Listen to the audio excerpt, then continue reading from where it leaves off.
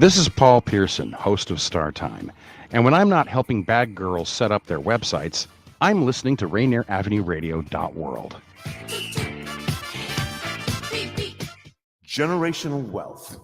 Generational wealth. Generational wealth. What is generational wealth? We asked our communities, and this is what they generational wealth. As of right now, it feels very inequitable given the identities that you have versus if you are a person of color or not. To me, for this generation, I'm going to have to work really, really hard for intergenerational wealth to develop, especially with the economic system that Seattle's in right now, more than ever. Having been a Seattleite as well, I hope that we can talk about it more.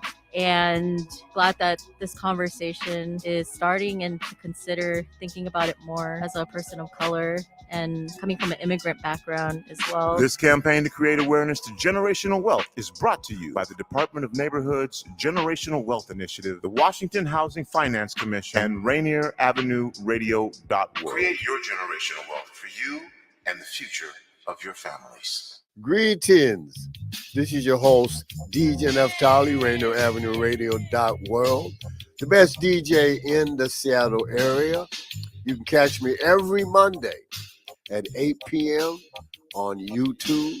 Like I said, this is DJ Neftali, the best reggae in Seattle, Washington, the best radio station, Rainier Avenue Radio World. Come on, right? Mga kaibigan, ito po si Kuya Bert Kawili. And this is Miles Salvador from Australia. And I'm Norb Kawili, also known as Norbcam. Kung gusto niyo po ang latest news and events from the Philippines at the local Filipino community, Phil-Am Radio po. We play Filipino music and interview guests from all around the world. And I'll keep you updated on the latest Seahawks and sports news. Kaya always tune in, Phil-Am Radio every Tuesday, 1 to 2:30 p.m. Pacific Time on Rainier Avenue Radio World. And in YouTube and Facebook. Salamat po. Celebrate Black History Month at the Call to Conscience Black History Month Museum, formerly Columbia City Theater, 4916 Rainier Avenue South. Call to Conscience Black History Month Museum features exhibits and installations. It's a guided tour. Installations include the Seattle Black Panther Party, Black Heritage Society of Washington, the Rainier Cinema Black Movie, Jimi Hendrix Family Installation, the Seattle Griot Project, BlackPass.org, the Hartsfield Family Slave, the Seattle Black Firefighters, an exhibit of the Seattle Black Elected Officials, Tacoma's Buffalo Soldiers Museum, Keith Flywright Williams Photography Collection, the Royal Esquires, a Negro League baseball display featuring the Seattle Steelhead. Of course, there will be your community keepsake and memorabilia. Tuesdays through Sundays from 11 a.m. to 7 p.m. There will be no other location where you can celebrate the achievements and the achievers of the Pacific Northwest and Seattle while recognizing the Black excellence that shines today. For more information, visit Rainier Avenue Radio World or call 206-290-9685. Rainier Avenue Radio. Rainier Avenue Radio.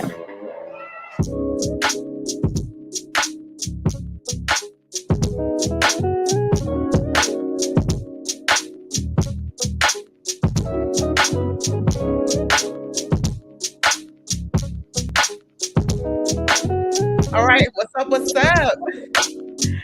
Hey everyone, welcome to Queen Bri's Living, broadcasted on Rainier Avenue Radio. I am your host, Queen Bri. Today, I was just really feeling that music, y'all. I had a good weekend, and we'll talk about that in a minute. Let us open up with a land acknowledgement. We acknowledge that we are on the land of tradition. See, I'm trying to do it better. We acknowledge that we are on the traditional land of the first people of Seattle, Coast Chehalis, past and present. We honor with gratitude itself the Duwamish, Suquamish, Nisquamish, Snoqualmie, Mokusu tribes. We also acknowledge what has happened on this land to people of color. For families who were not able to generate and build generational wealth due to redlining, due to oppressive mechanisms of anti-Blackness. If you're a family in the Seattle area that has been affected by being able to build generational wealth to your families, please contact us at blackdollardays.org, blackdollardays.taskforce.org. All right, y'all. I'm so excited. I had a really good weekend this weekend. Oh, your girl graduated, y'all. I am officially graduated. Thank you. I'll take that bow. Thank you, Daniel. I am officially graduated. I attended this workshop this week, and it really was a good workshop that reminded me into being grounded and being who I am and being focused on what is my intentions and my beings. Like, are you being kind? Are you being nice? Are you being happy? Like, what are your beings? Don't forget, our CSA program is opening up. If you are interested in becoming a CSA member, please connect to our website, www.cleangreensfarmmarket.com. Our youth program, we are registering for our youth program. Please contact me at my email, or you can reach out to us at cleangreensfarmmarket.com. Let us know that you want your youth ages 5 to 18 to be a part of our program. So speaking of this weekend, I had of who I want to be, who I am, and how I show up in this world. We did this exercise, this boat exercise, and I was really irritated at that exercise. It was like, let's say you're on a boat and the boat is sinking, and there's only the rescue boat only can fit 2 people. We have to go around the room and choose the 2 people who we will want to survive that accident, right? Phew. Right. Tell me about it. And just imagine me being very mad because no one chose me to survive. Like, what? But the thing is, we have to go around and say the person by name that you do not get to go on that boat. And then if you couldn't remember the person's name, you have to say, I don't care enough about you to remember your name. You are not getting on the boat. So imagine the feelings of the emotions of us. Right. Ain't it harsh? Like, that's a dangerous game to play, but it's a good game to play because it reminded me, it reminded us all, because you know who chose me to get off that boat? Me. So even though nobody chose me, I left knowing that I chose me, and that no matter what in this world, if no one's choosing you, you have to choose yourself. And that is not selfish. Another thing it taught us is to be present. Like, you don't know enough of these people's names. You don't care enough to remember their names, and you are in conversation with them. You are in a communication with them. You are in a group with them. So it taught me to really be mindful of when I'm in the presence of people, of getting to know their names and taking the time to know their names and taking the time to know them. And then you're looking at people that you did take the time to know, that tell them they can't get on the boat. Like, what does that mean? Are we living in this purpose? Are we living and caring for others? What does that look like? So I just wanted to share that with you guys, because that was something that really stuck with me. All the emotions of not being chosen, but choosing myself, and just really, really, really being intentional about the work that I do. And even as community leaders, even while we're in the community doing the work that we do, are we being present in the moment, looking at the faces of the people that we're talking to and impacting, and getting their feedback and getting a better understanding of them? All right, that's my spiel. I am ready to bring on our fabulous guest to talk about the things that she is doing in her community work and her ways of being, and what is her purpose in this community. So please, everyone, welcome on Araya Janae. Oh, that's such a beautiful name. Welcome. Hello, how are you? Good, thanks. How are you doing? I am doing okay. It is a Tuesday, darling, and it's rainy in Seattle. Right. Look, I had to pray to God. I said, Lord, please send us some sun. I just can't anymore. I be trying to be grateful with everything He gives a child. I have to say a prayer. Huh? I need a little light, Lord. I need a little light. Just a little. I was in a meeting today, and someone said, how was your day rated from a 1 to a 10? So how was your day rated from a 1 to a 10? You know what? I'm going to give it an 8. Okay, I think today I've gotten a lot of great news today. a lot of great news. So I'm sitting in that, and it wasn't even news just for myself. It's news for the people that I'm working with, and about community and the church that I'm serving. It's just good community news. So I kind of celebrate with anything connected to me. Okay, good. And you know what? I gave it 8 too. So this was like, yeah, girl, I agree. But then she asked me, what can we do to get it to a 10? Coffee. Well, that's real. After the show, get you some coffee ASAP. It's like mandatory. It's like, don't talk to me until I have some coffee. Thank you for showing up, and you haven't had no coffee. You know, I haven't had any coffee, and I was like, oh Lord. Well, look, you better than me. Thank you. Look, that's even more thanks to show up and be on here and to talk about the things that you're doing in this community. I hear that you do great things. Like you are you are a jack of all trades. You sing. You're a prevention coordinator for MOCA and POCAN. So the list goes on. You are a jack of all trades, a wonderful light in this community, and we want to hear about you and from you. Oh my goodness. You know, this community has been such a blessing for me. I am a Southern Belle from Montgomery, Alabama, darling. And I moved across the country for safety and hope and looking for a place to root myself, to grow. I tell people all the time, I'm in a season of divine femininity. And what comes with that is nurture and love given to me so that I can produce it well out. It's a season of grace with no stipulations, right? Yes. And in this community, I found all those things and spaces to bring those things to. When you grow up in the area that I grew up in, there wasn't a lot of trans representation in the forefront, especially not being someone that actively does ministry, right? Not someone that's active in. I had a career in public relations. I needed that. People didn't see that. I didn't see that. That representation wasn't there. But I got to Seattle, Washington, and was pulled directly into the nonprofit world and to work with these community members. One of the first people that interacted with me was a trans woman. Her name is Ms. Mooch. She works here at I love her. Ms. Mooch is incredible. So she's our Trans Economic Empowerment Coalition coordinator, right? And when I first got here, the first time we met, she greeted me and said, "I've been waiting for you." She said, "I've been waiting for you," and she has taught me everything she knows. She puts me in community people, and so coming here and being immersed in that culture and seeing that firsthand, I realized that that's all I needed.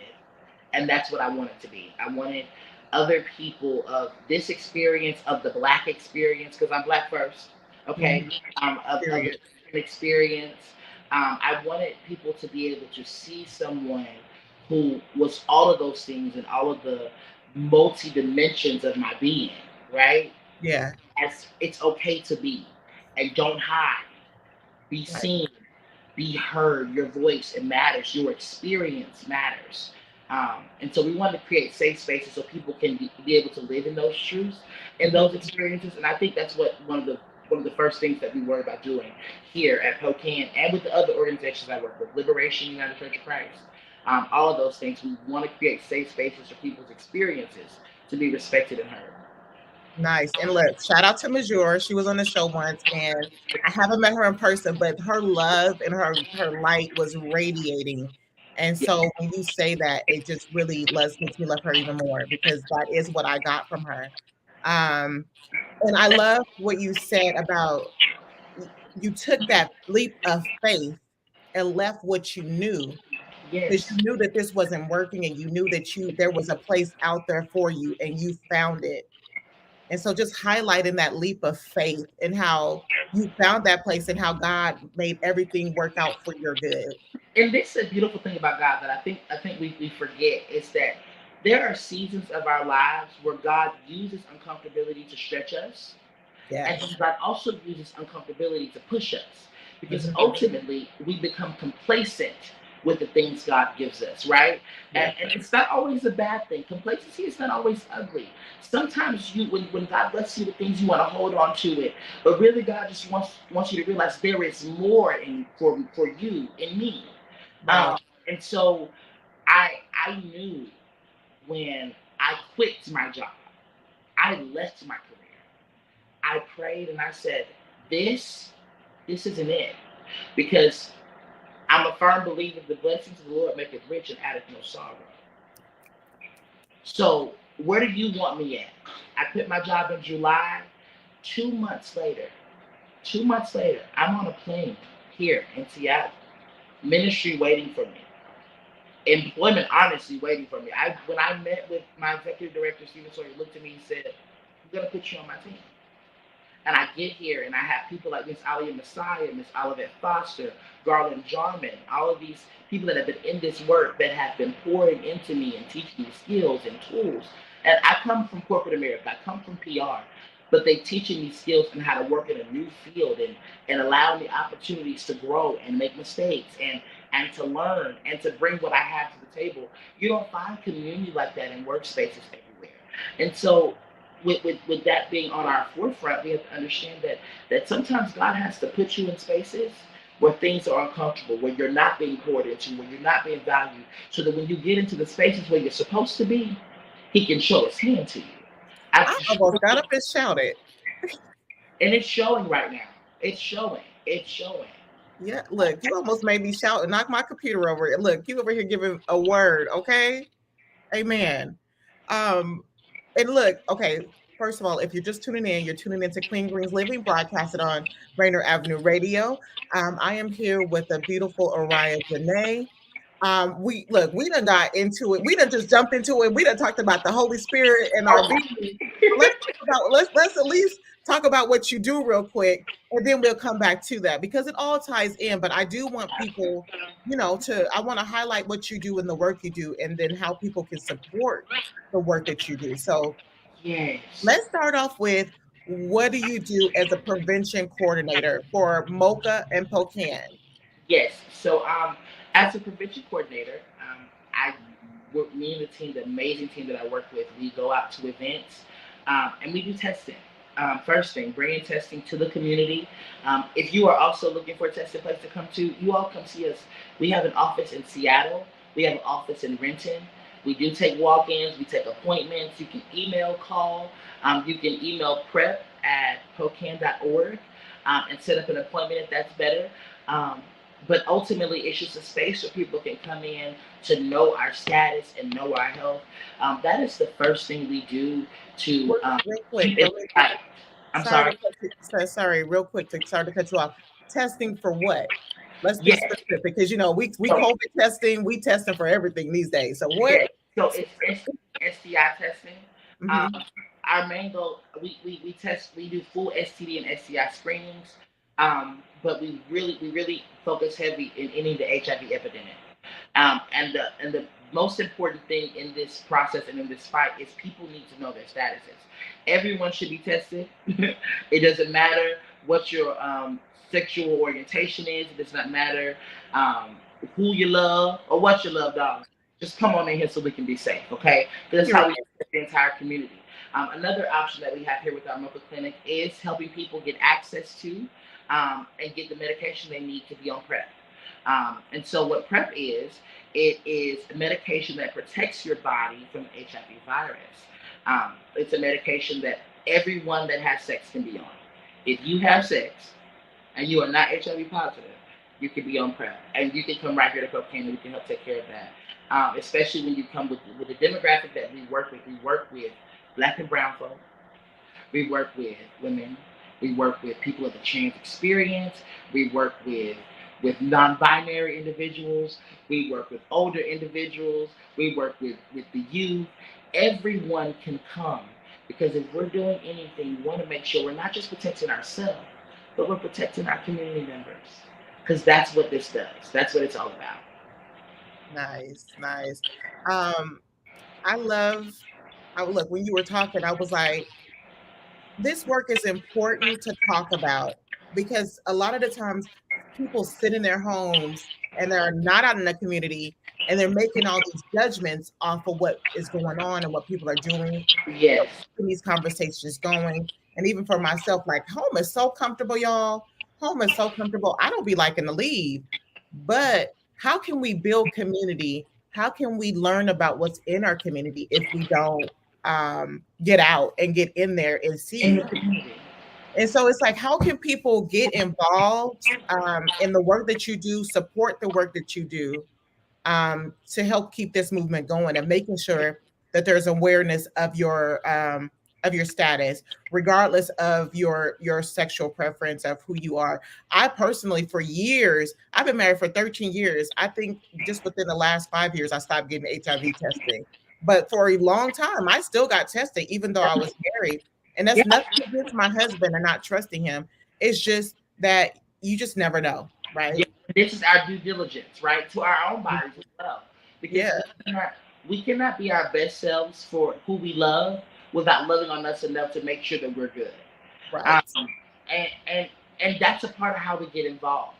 We get involved by being tested. We get involved by knowing. We get involved by having uncomfortable conversations sometimes.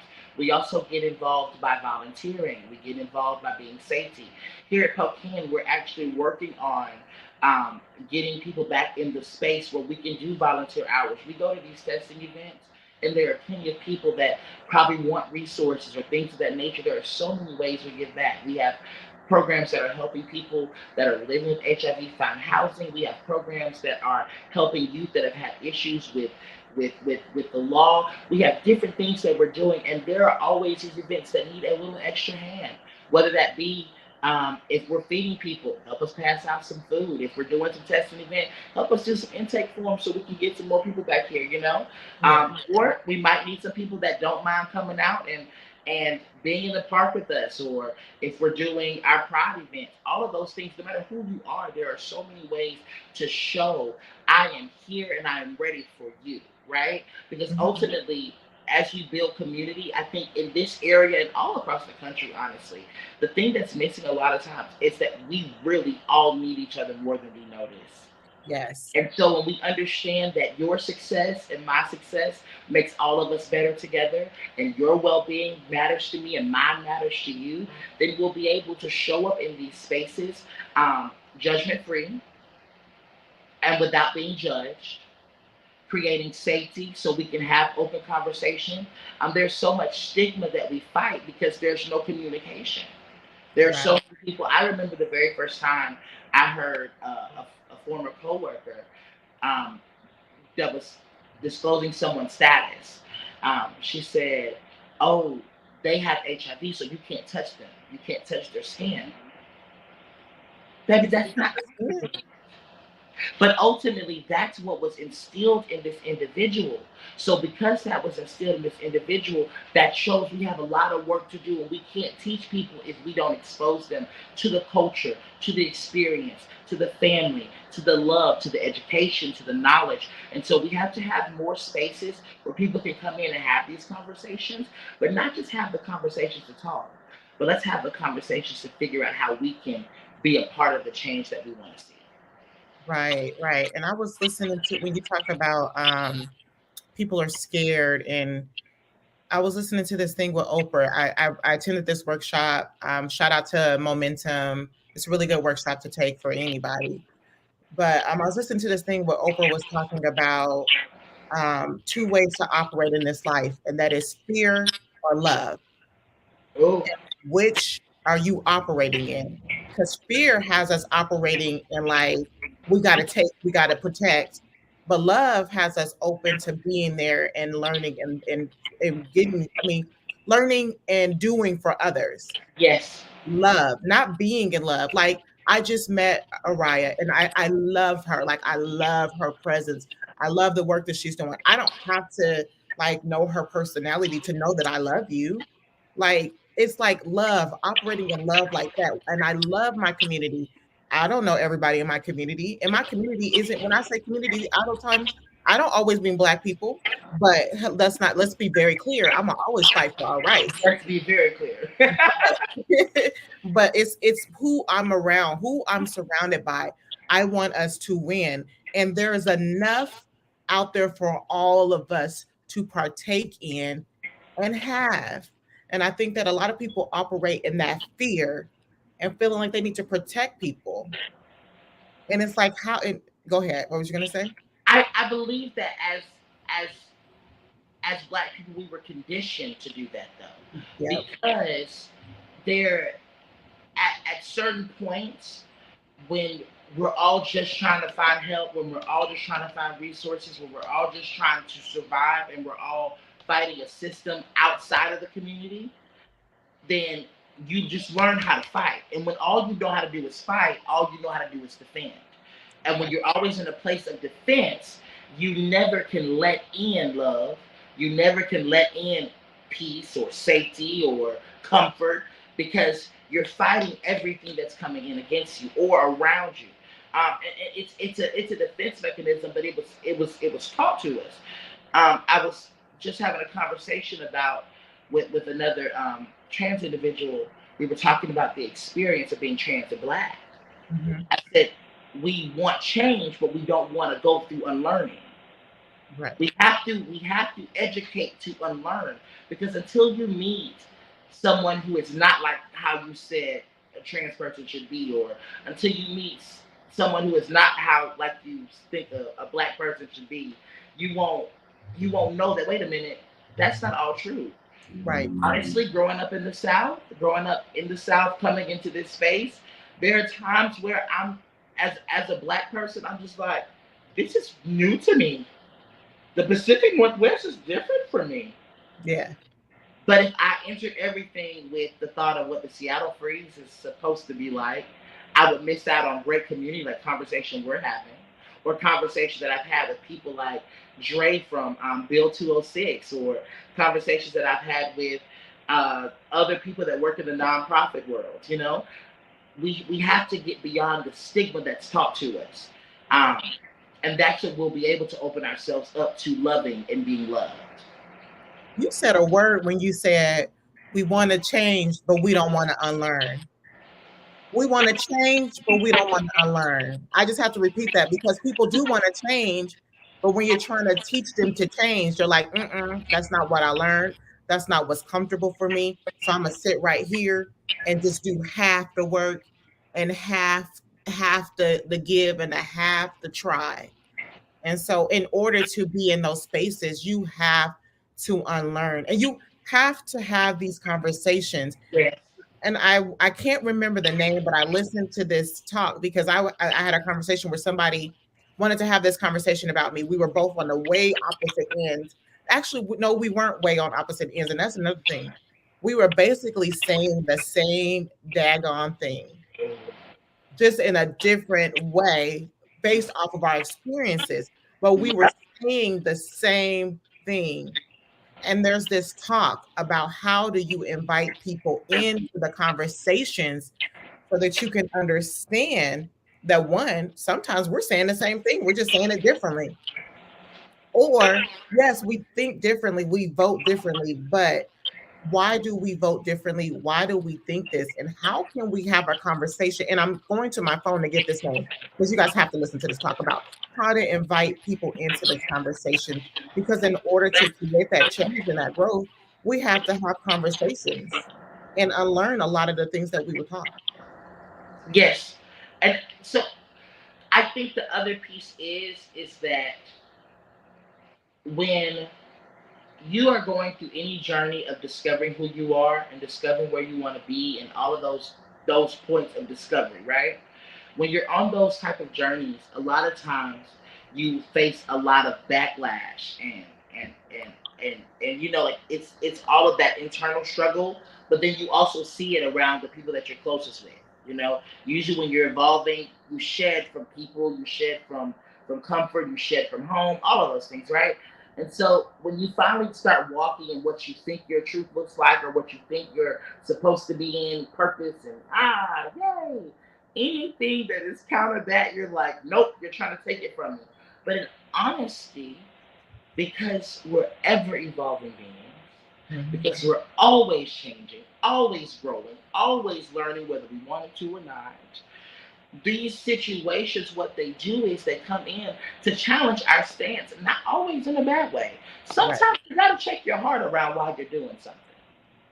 That part. And so when you're allowed to be in space and in community, there are times where I have conversation with people and I'm like, okay, let me smile, because if I don't, okay, I'm going to stop talking now, because if I don't, and I have to realize that, you know, we might disagree, but I never want to dishonor you. Right.